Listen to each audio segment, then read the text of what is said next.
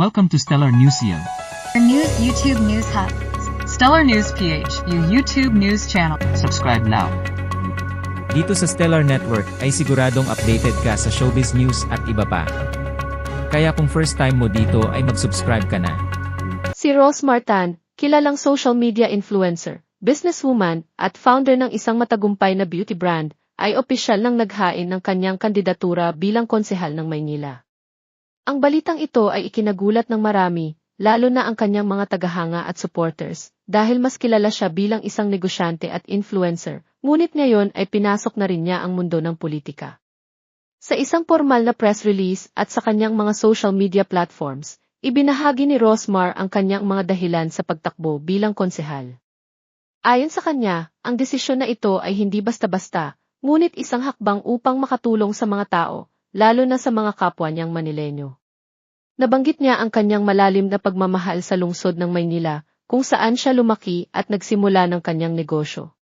Para kay Rosmar, oras na upang ibalik sa komunidad ang mga biyayang natanggap niya sa pamamagitan ng pagsisilbi bilang isang lingkod bayan, dagdag pa ni Rosmar. Nakita niya ang iba't ibang issue na kinakaharap ng mga residente ng Maynila mula sa mga problemang pangkabuhayan, kalusugan, at edukasyon, hanggang sa mga issue ng mga kabataan at marginalized sectors.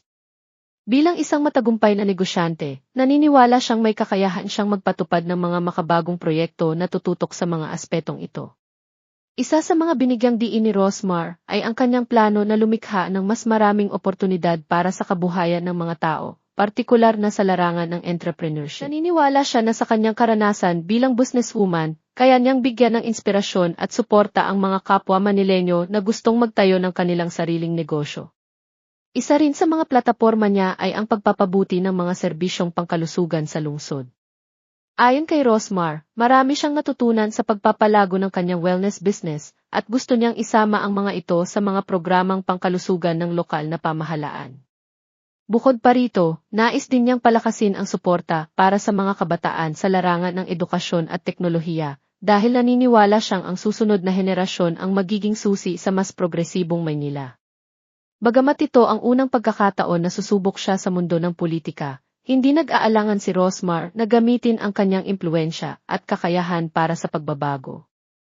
Anya, hindi lang niya tinatanggap ang suporta mula sa kanyang online followers, kundi nais din niyang makuha ang tiwala ng mga taga-Maynila na gustong makakita ng bagong mukha at sariwang ideya sa lokal na pamahalaan. Samantala, ang kanyang mga tagahanga at followers sa social media ay agad nagpakita ng suporta, na may ilan pa nga ang nag-post ng mga mensahe ng pagbati at pagsuporta sa kanyang kandidatura. Si Rose Martan, kilalang social media influencer, businesswoman, at founder ng isang matagumpay na beauty brand, ay opisyal nang naghain ng kanyang kandidatura bilang konsehal ng Maynila.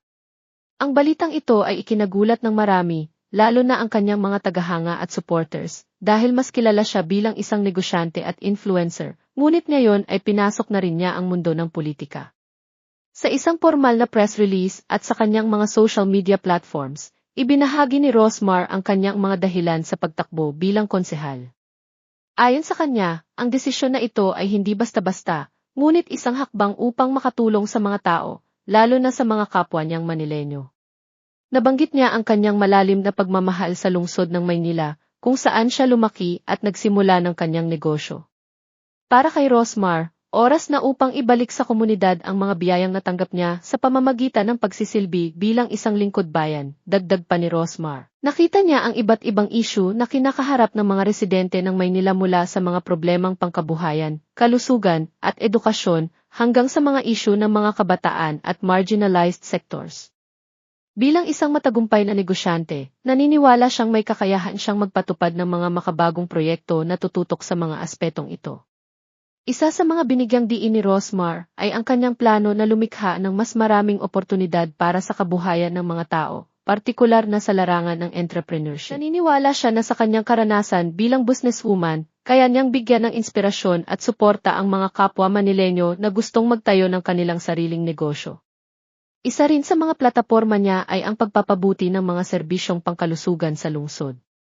Ayon kay Rosmar, marami siyang natutunan sa pagpapalago ng kanyang wellness business at gusto niyang isama ang mga ito sa mga programang pangkalusugan ng lokal na pamahalaan.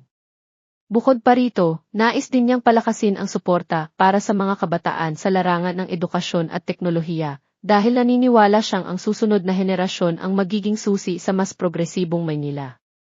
Bagamat ito ang unang pagkakataon na susubok siya sa mundo ng politika, hindi nag-aalangan si Rosmar na gamitin ang kanyang impluwensya at kakayahan para sa pagbabago.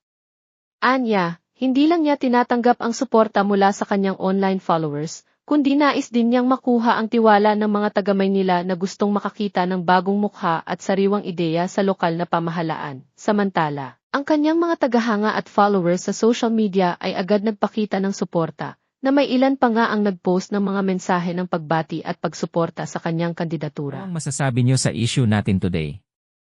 This has been Angelo, hanggang sa susunod na balita.